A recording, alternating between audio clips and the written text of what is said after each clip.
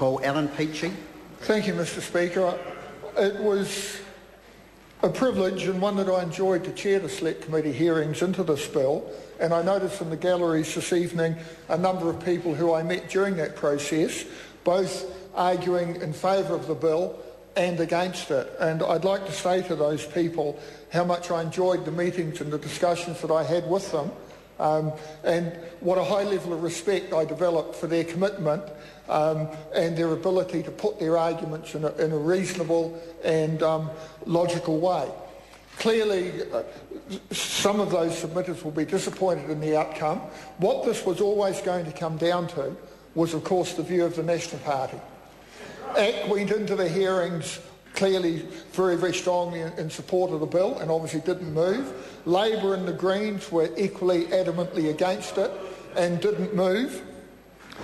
And for many of us, what we were involved in resolving was the balance between the right that students, like any other New Zealanders, have to freedom of association against the benefits that were being argued that derive from compulsory membership.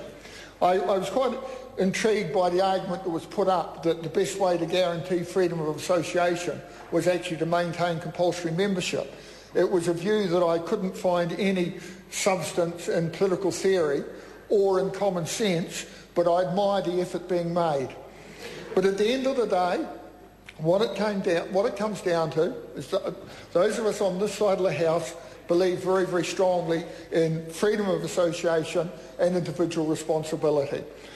I have every confidence that the good student associations will not only survive but thrive. Some of the associations that I visited were in fact prosperous, successful businesses. They have the potential to remain prosperous, successful businesses. They will just have to operate in a different environment, and I wish them well in that endeavour.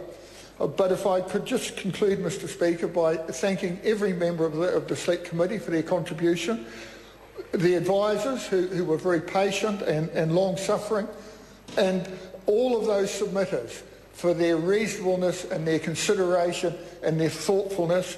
And repeat what I've just said, it was a pleasure to get to know many of you young people. Thank you.